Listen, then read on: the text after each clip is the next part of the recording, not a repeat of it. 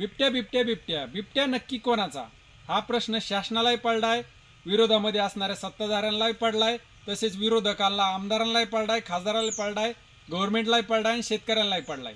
लक्षात घ्या, बिबट्या नेमका कोणाचा? ज्या वेळेस एखाद्या व्यक्तीने कुत्रा पाळलेला असतो आणि तो कुत्रा कोणाला तरी दंश करतो, त्याची संपूर्ण जबाबदारी ही त्या पाळणाऱ्या मालकाची असते।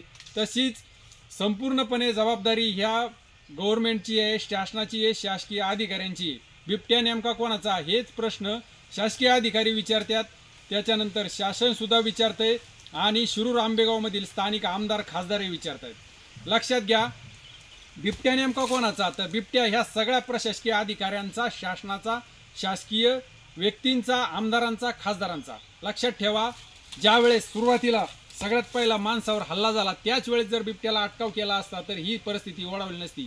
ज्या घरातील व्यक्तीवर बिबट्या हल्ला करतो त्या घरामध्ये शेवट परिस्थिती काय होते लक्षात घ्या, आयुष्यभराची हानी होते। आणि या ठिकाणी शासन विचारते की ही जबाबदारी कोणाची? विरोधक या ठिकाणी आंदोलन करतायत आणि सत्तेतील आमदार म्हणतायत आंदोलनाने प्रश्न सुटत नाही। मग प्रश्न सुटतो तरी कसा? प्रश्न सुटतो शासनाने संपूर्ण जबाबदारी स्वीकारली तर प्रश्न सुटतो।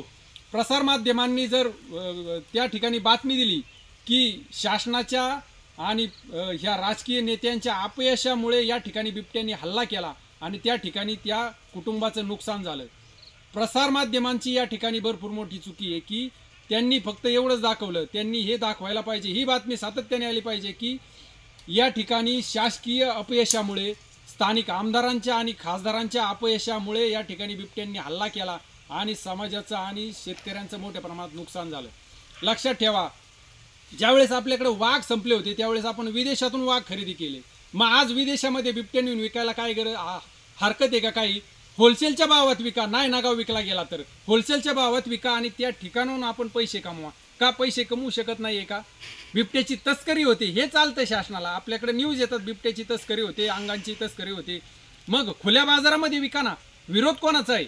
विरोध कोणाचा आहे? विरोधकांचा नाही, त्याच्यानंतर जे सत्तेत बसले त्यांचा नाही, त्यातून प्राणीप्रेमी समोर येतील। प्राणीप्रेमी जे आहेत त्यांचा शासनाने, गव्हर्नमेंटनी नंबर सगळ्या सोशल माध्यमांवर टाकावा, सगळ्या शेतकऱ्यांनी त्यांना विचारावं, बाबा तू प्राणीप्रेमी आहेस ना, तुझ्या बांगल्यामध्ये बिबट्या घेऊन जा, नाहीतर तू 10 दिवस आमच्या जवळ येऊन बस, आमच्याकडे कसं काम चालतं ते पहा।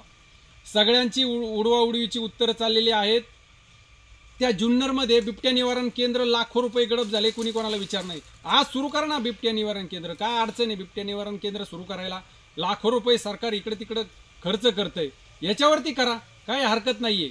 लक्षात ठेवा, जेवढ्या मोठ्या प्रमाणात आंदोलनं उभी राहतील तेवढ्या मोठ्या प्रमाणात ती कशी खच्ची करायची, ती कशी दाबून टाकायची हे गव्हर्नमेंटला आता समजायला लागलेलं आहे। किती मोठं कर्जमाफीचं आंदोलन सुरू झालं, एका दिवसात गडप झालं। आंदोलनं करून काही होणार नाहीये, प्रत्येक शेतकरी जागेवर राहून आंदोलक बनला पाहिजे। ते अहो तुम्ही आता इथं कार्यकर्ते असतात आपले, तुम्ही विचारा ना तुमच्या पुढाऱ्यांना, आमदार असतील, शिरूर आंबेगावमधील खासदार असतील, त्यांना विचारा, एक दिवस फोन करा, रोज फोन करा, मी तर म्हणतो मेसेज करा, व्हॉट्सअप करा, मोफत आहे, विचारा बिबट्याचं निवारण करण्यासाठी तुम्ही काय केलं। प्रत्येक सामान्य माणसाने, सामान्य नागरिकांनी, ज्याच्याकडे फोन आहे त्यांनी सगळ्यांनी विचारा, काही अडचण नाहीये। हे प्रतिनिधी शेवटी आपल्या जनकल्याणासाठी जर आहेत तर मग त्यांना आपण विचारलं पाहिजे की तुम्ही आज बिबट्याला या ठिकाणी घेऊन जाण्यासाठी काय केलं। कुणी याच्यावर गांभीर्याने लक्ष देत नाही। लक्षात ठेवा, याचा उपचार आयुर्वेदामध्ये सुद्धा सांगितलेला आहे। ज्यावेळेस दुसऱ्याचं दुःख आपल्याला आपलं वाटतं ना त्यावेळेस सगळ्या जगाची दुःख दूर होतात। आपण काय आपल्यावर संकट येण्याची वाट पाहणार आहोत, आपल्या घरातलं कोणी बिबट्याने घेऊन जाण्याची वाट पाहणार आहोत? ज्या कुटुंबावर संकट आलंय त्याच्यासाठी सपोर्ट करा। प्रत्येकाने आजपासून आहे ना, सकाळी उठल्यानंतर संध्याकाळी झोपताना दिवसभर किमान 2 वेळा तरी अशा लोकांना मेसेज करा, आमदारांना खासदारांना निरोप द्या, फोन करा की आज तुम्ही बिबट्याला ह्या ठिकाणी घेऊन जाण्यासाठी काय केलं, बिबट्याचं निवारण करण्यासाठी काय केलं। त्याच वेळेस हा प्रश्न सुटेल। आंदोलनं करून काय होणार नाही, या ठिकाणी वैचारिक आंदोलनाची गरज आहे। विचाराच्या आंदोलनानेच असे प्रश्न सुटतील।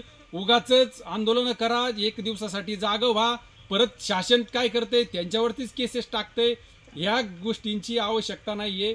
प्रत्येक व्यक्तीने आपल्या ठिकाणी राहून जागरूक राहा, दुसऱ्याचं दुःख आपलं समजून या ठिकाणी शासनाला प्रश्न विचारा, ह्या बिबट्यांच्या निवारणासाठी तुम्ही काय केलं। त्याच वेळेस हा प्रश्न सुटेल की बिबट्या नेमका कोणाचा। धन्यवाद, आभारी आहोत.